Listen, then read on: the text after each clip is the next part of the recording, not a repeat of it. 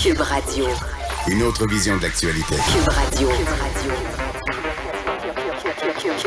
Cube Radio. En direct à Salut Bonjour. On est très bons rouleurs, là, parce qu'il y en a beaucoup quand même à faire. Oui, c'est pas avec la petite machine de mon père. Oui, à trois cigarettes de l'heure.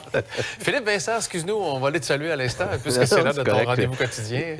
Je me disais exactement la même chose. Une tonne de cigarettes de tabac comme ça fait mal aux doigts. Des rouleuses, comme on appelle. Ça arrive. Bon, alors, C'est ça se poursuit évidemment, toute cette enquête sur les mesures d'urgence à Ottawa. Et là, on apprend que le service de renseignement canadien avait recommandé là, les mesures imposées à Ottawa. Ouais, disons que du côté du gouvernement Trudeau, c'est un beau petit soupir de soulagement. C'est la semaine politique, d'ailleurs. Les ministres ont commencé à témoigner hier avec Bill Blair. Et il faut comme essayer de comprendre un peu ce qui se passe avec le service de renseignement parce que ça se peut que vous soyez un peu perdu. Hein. Souvenez-vous, il y a peut-être une semaine ou deux, je vous disais, le service de renseignement jugeait que selon sa loi, ça ne remplissait pas les critères pour être une menace à la sécurité nationale, cette manifestation-là.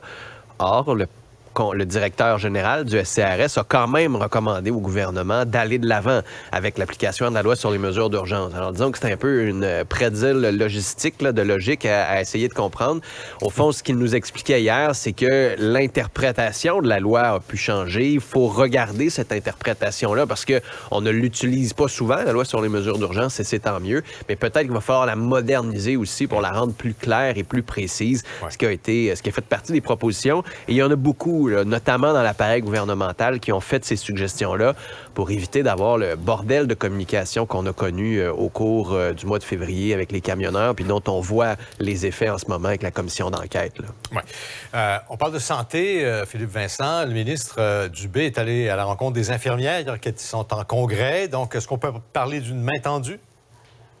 Oui, parce que on essaye encore de revoir certaines façons de faire pour ramener du monde dans le réseau public. Il y a toujours cet enjeu-là avec le fait que des infirmières quittent des postes à temps plein parce qu'elles n'en peuvent plus. Les horaires sont ingérables, c'est hyper difficile, tout est centralisé. On les traite comme du bétail. Ils s'en vont dans les agences privées pour avoir beaucoup plus de flexibilité. Puis là, on leur dit, mais revenez, on va vous donner un incitatif, mais il va falloir refaire exactement ce que vous faisiez. Temps plein avec des horaires compliqués. Là, au moins, le ministre tend la main en disant, bien, la gestion des horaires délocalisés, que chaque groupe ou chaque hôpital puisse faire ses propres gestions. Là-dessus, on va de l'avant. Puis on veut aussi ouvrir la porte à plus de gens à temps partiel.